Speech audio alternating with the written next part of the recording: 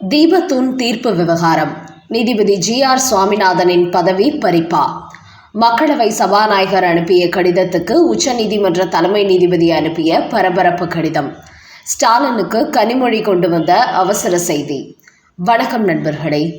நீதித்துறை என்பது நீதித்துறையை சார்ந்தவர்களின் கையில் இருக்கும் வரை அது சரியாக செயல்படும். ஆனால் நீதித்துறைக்குள் அரசியல் நுழைந்துவிட்டால் அதன் செயல்பாடு தலைகீழாக மாறிவிடும். குறிப்பாக அரசியல்வாதிகள் தங்கள் மீதான வழக்குகள் எதுவாக இருந்தாலும் அதில் தங்களுக்கு சாதகமான தீர்ப்புகளையே நீதிபதிகள் சொல்ல வேண்டும் என்று நிர்பந்தம் செய்வது காலங்காலமாக நடந்து வருகிறது. குறிப்பாக சென்னை உயர்நீதிமன்றத்தை சார்ந்த நீதிபதி ஜி.ஆர். சுவாமிநாதன் திமுக சம்பந்தப்பட்ட சில வழக்குகளுக்கு தீர்ப்பளித்த போது அது அவர்களுக்கு எதிராக இருந்ததால் அவரை திமுக அமைச்சர்களும் உடன்பிறப்புகளும் கடுமையான முறையில் விமர்சனம் செய்தார்கள். அவர் மட்டுமின்றி அவரது குடும்பத்தார் குறித்தும் சோஷியல் மீடியாவில் புகைப்படங்களுடன் அவதூறு பரப்பினார்கள். இப்படி ஜி.ஆர். சுவாமிநாதன் சொன்ன சில தீர்ப்புகள் திமுகவுக்கு எதிராக இருந்ததால் அதன் பிறகு தொடர்ந்து அவர்களால் அவர் விமர்சிக்கப்பட்டு வருகிறார். இந்த நிலையில்தான் திருப்பரங்குன்றம் தீபத்தூன் விவகாரத்தில் தீபம் ஏற்றுவதற்கு அவர் உத்தரவிட்ட நிலையில் அதை மு.க. ஸ்டாலின் மதுரை மாவட்ட கலெக்டர் மற்றும் எஸ்பியை வைத்து தடுத்து நிறுத்தினார். ஆனால் அதையடுத்து திமுக தொடுத்த மேல்முறையீட்டு மனுவை விசாரித்த நீதிபதிகளும் ஜி.ஆர். சுவாமிநாதன் சொன்ன அதே தீர்ப்பையே சொன்னார்கள். அந்த வகையில் திருப்பரங்குன்றம் தீபத்தூன் விவகாரத்தில் மு.க. ஸ்டாலின் தோற்றுவிட்டார். இதன் காரணமாகவே ஜி.ஆர். சுவாமிநாதன் மீது நம்பிக்கையில்லா தீர்மானம் கொண்டு வந்து அவர் பதவியை பறிக்க வேண்டும் என்று திமுக எம்பி கனிமொழி 120 எதிர்க்கட்சி எம்பிகளிடத்தில் கையெழுத்து வாங்கி அதை மக்களவை சபாநாயகர் ஓம் பிர்லாவிடம் கொடுத்தார். ஆனால் ஜி.ஆர். சுவாமிநாதன் மட்டுமின்றி அதன் பிறகு 2 அமர்வு நீதிபதிகளும் தீபத்தூனில் தீபமேற்ற உத்தரவு போட்டார்கள். என்றாலும் இவர்கள் அவர்களுக்கு எதிராக கடிதம் கொடுக்கவில்லை.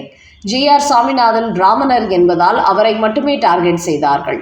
இந்த நிலையில் அவரது பதவி பறிப்பு நோட்டீஸ் குறித்த கடிதத்தை சபாநாயகர் ஓம் பிர்லா உச்சநீதிமன்ற தலைமை நீதிபதிக்கு அனுப்பியிருந்த நிலையில் மேலும் சில நீதிபதிகளுடன் ஜி.ஆர். சுவாமிநாதன் சொன்ன தீர்ப்பை ஆராய்ந்து நேர்மையாக சொன்னாரா இல்லை ஒருதலைபட்சமாக சொன்னாரா என்பது ஆராயப்பட்டு அவர்கள் கொடுக்கும் விளக்கத்தை பொறுத்து ஜி.ஆர். சுவாமிநாதன் மீது நடவடிக்கை எடுக்கப்படும் என்று லோக்சபா வட்டாரங்களில் தகவல்கள் வெளியாகியுள்ளன.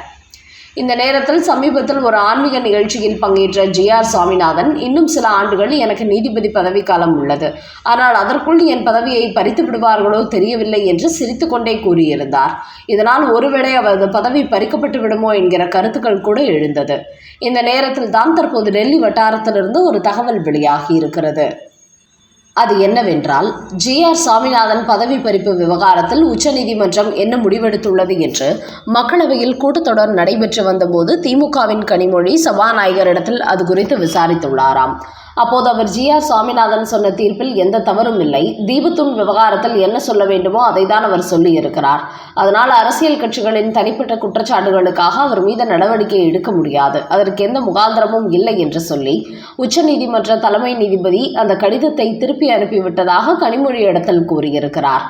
அந்த வகையில் ஜி.ஆர். சுவாமிநாதன் பதவியை பறித்துவிட வேண்டும் என்று 120 எம்பிகளிடத்தில் கனிமொழி கையெழுத்து வாங்கி கொடுத்த விவகாரம் தற்போது புஸ்வானமாகிவிட்டது. அதோடு சமீப காலமாக அரசியல் கட்சிகள் மட்டுமின்றி மற்றவர்களாலும் நீதிபதிகள் கடுமையான விமர்சனங்களுக்கு உள்ளாகி வருகிறார்கள்.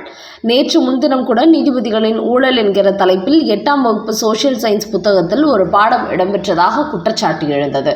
அதையடுத்து பொங்கி எழுந்த உச்ச நீதிமன்ற தலைமை நீதிபதி சூரியகாந்த் இப்படி ஒரு பாடத்தை பள்ளி புத்தகத்தில் இடம்பெற அனுமதித்தது யார், அவர்கள் மீது கடுமையான நடவடிக்கை எடுக்க வேண்டும் என்று உடனடியாக மத்திய அரசுக்கு நோட்டீஸ் அனுப்பினார். அதையடுத்து நேற்று மத்திய அரசு அதற்கு வருத்தம் தெரிவித்ததோடு சம்பந்தப்பட்ட பள்ளி கல்வித்துறை அதிகாரிகள் மீது கடுமையான நடவடிக்கை எடுக்கப்படும் என்று கூறியிருந்தது.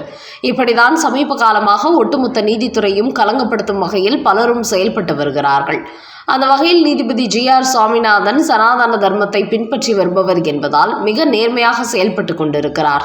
என்றாலும் இந்து சனாதனத்துக்கு எதிரியான திமுக அவரையும் எதிரியாக பார்க்கிறது.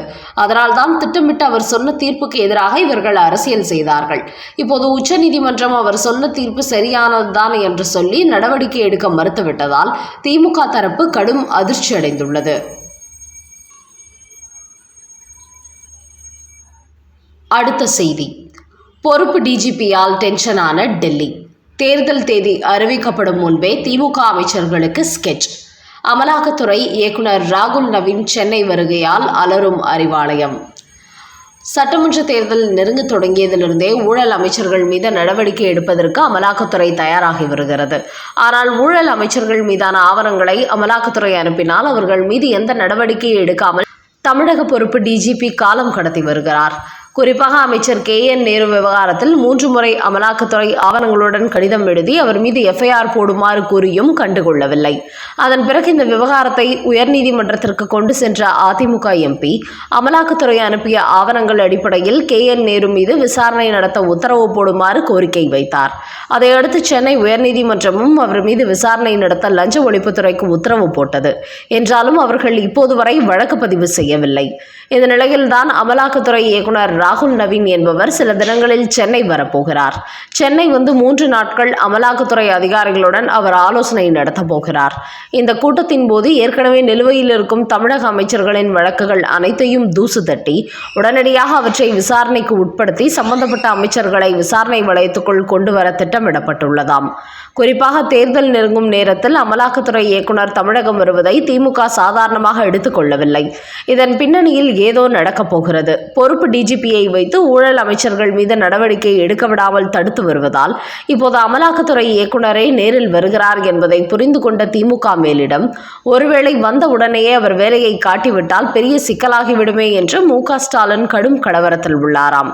இதற்கு என்ன காரணம் என்றால் திமுக முக்கிய அமைச்சர்களின் ஊழல் ஆதாரங்கள் அமலாக்கத்துறையிடம் சிக்கிவிட்டது என்பதோடு பல முக்கிய வழக்குகள் உயர்நீதிமன்றம் உச்சநீதிமன்றங்களில் நிலுவையில் உள்ளன. அந்த வழக்குகளை தொடர்ந்து நடைபெற விடாமல் நிலுவையில் போட்டு வைத்துள்ளார்கள். அதனால் தான் தற்போது அமலாக்கத்துறை ஊழல் அமைச்சர்களை கட்டம் கட்டிவிட்டால் தேர்தல் நேரத்தில் அது திமுகவுக்கு பெரும் சிக்கலை ஏற்படுத்தும் என்பது மட்டுமின்றி தற்போது KN நேரு, ஏவா வேலு உள்ளிட்ட பல முக்கிய அமைச்சர்களை தேர்தல் பொறுப்பாளராக நியமித்துள்ளார் MK ஸ்டாலின். இதற்கெல்லாம் மேலாக சமீபத்தில் தான் மகளிருக்கு 5000 ரூபாய் வங்கிக் கணக்கில் போட்டார் MK ஸ்டாலின். ஆனபோதும் அடுத்தபடியாக தேர்தல் நேரத்திலும் வீடு வீடாக சென்று ஓட்டுக்கு பணம் கொடுக்கவும் திமுக திட்டமிட்டுள்ளதாம். அதற்கான மொத்த பணத்தையும் நேரு, ஏவா வேலு, செந்தில் பாலாஜி உள்ளிட்ட சிலரிடத்தில் தான் ஒப்படைக்கப்பட்டுள்ளதாம். அவர்கள்தான் ஒரு MLA தொகுதிக்கு 20 கோடி வீதம் தமிழ்நாடு முழுக்க திமுக வேட்பாளர்களுக்கு பட்டுவாடா செய்ய போகிறாராம். அதனால் இந்த நேரம் பார்த்து ஊழல் அமைச்சர்களை அமலாக்கத்துறை சுற்றி வளைத்துவிட்டால் அவர்கள் மீதான ஊழல் மட்டுமின்றி அவர்கள் மறைத்து வைத்திருக்கும் கருப்பு பணமும் கைப்பற்றப்பட்டுவிடும். இதனால் திமுக ஆட்சிக்கும் அவப்பெயர் ஏற்படுவதோடு மக்களும் புறக்கணித்து விடுவார்கள் என்பதனால் MK ஸ்டாலின் கடுமையான பதற்றத்தில் உள்ளாராம். மேலும் மத்திய உள்துறை அமைச்சர் அமித்ஷா தமிழ்நாட்டை திமுகவிடமிருந்து மீட்போம் என்று முழங்கி வருகிறார். அதன் காரணமாகவே இந்த முறை ஊழல் அமைச்சர்களை அத்தனை எளிதில் விடமாட்டார்கள் என்பதால் அமலாக்கத்துறை இயக்குனர் ஏதோ ஒரு திட்டத்துடன் தான் தமிழகம் வரப்போகிறார் என்று ஒட்டுமொத்த திமுகவும் கலக்கத்தில் உள்ளது. 3 முறை தமிழக முதலமைச்சராக இருந்த OPS இன்று திமுகவில் இருந்தார். அதிமுகவில் இருந்து எடப்பாடி பழனிசாமியால் நீக்கப்பட்ட OPS அதிமுக தொண்டர்கள் உரிமை மீட்பு குழு என்ற அமைப்பை நடத்தி வந்தார். அதோடு மீண்டும் அதிமுகவில் தன்னை இணைப்பதற்கு முயற்சி எடுத்தார். ஆனால் எடப்பாடி பழனிசாமி அவரை ஏற்றுக்கொள்ளவில்லை. இதன் காரணமாக ஏற்கனவே OPSின் ஆதரவாளராக இருந்த மனோஜ் பாண்டியன், வைத்திலிங்கம் ஆகியோர் திமுகவில் இணைந்த நிலையில் இன்று O பன்னீர்செல்வம் MK ஸ்டாலினை சந்தித்து திமுகவில் தன்னை இணைத்துக் கொண்டுள்ளார். இப்படி அண்ணா அறிவாலயம் சென்று திமுகவில் தன்னை இணைத்துக் கொண்ட OPS ஆற தழுவி வரவேற்ற MK ஸ்டாலின் திமுக உறுப்பினர் படிவத்தில் அவரை கையெழுத்து போட வைத்தார். அந்த வகையில் அதிமுக சார்பில் 3 முறை முதலமைச்சராக இருந்த O பன்னீர்செல்வம் இன்றைக்கு திமுகவில் உறுப்பினராக இருக்கிறார். அவரது இந்த முடிவு அவரது ஆதரவாளர்கள் மத்தியில் சலசலப்பையும் தமிழக அரசியல் வட்டாரங்களில் பரபரப்பையும் ஏற்படுத்தியுள்ளது. இத்தனை காலமும் திமுகவை எதிர்த்து அரசியல் செய்தவர், கருணாநிதி ஒழிய என்று சொல்லி வந்தவர் இன்றைக்கு MK ஸ்டாலின் வாழ்க என்று சொல்லும் நிலைக்கு தள்ளப்பட்டு விட்டார் என்று பலரும் அவரது நிலை குறித்து பேசி வருகிறார்கள். அந்த அளவுக்கு எடப்பாடி பழனிசாமி அதிமுகவில் மீண்டும் தங்களை சேர்த்துக் கொள்ளவில்லை என்பதால் தற்போது அடுத்தடுத்து அதிமுகவை சேர்ந்தவர்கள் திமுகவில் இணையும் சூழலுக்கு தள்ளப்பட்டுள்ளார்கள்.